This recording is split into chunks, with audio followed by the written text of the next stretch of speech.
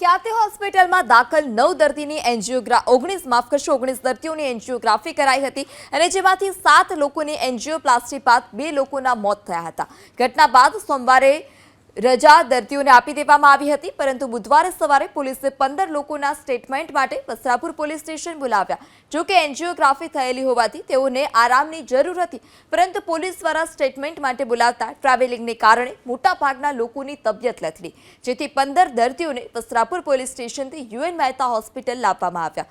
પ્રાથમિક તપાસ કરવામાં આવી અને જેમાં એક દર્દીને શ્વાસ લેવાની સમસ્યા હોવાનું સામે આવ્યું. જો કે આગામી સમયમાં રિપોર્ટ તૈયાર કરી રાજ્ય સરકારને મોકલવામાં આવશે. હાલ અત્યારે અમારી પાસે 15 જેટલા દર્દીઓ ખ્યાતિ હોસ્પિટલથી અહીંયા આવ્યા છે. અત્યારે અમારા કાર્ડિયોલોજિસ્ટના અંદરમાં એમની પ્રાઇમરી ચેકઅપ થશે, એ પછી આગળ એમની શું સારવાર કરવી એ નક્કી થશે. એમને વસ્ત્રાપુર પોલીસ સ્ટેશનથી અહીંયા લાવવામાં આવે છે એમની ટીમ તરફથી. અત્યારે તો હાલ એમનું પ્રાઇમરી ચેકઅપ થશે, પછી કંઈ સારવારની જરૂર હશે તો કરવામાં આવશે. જે 15માંથી 14 દર્દી તો સ્ટેબલ છે.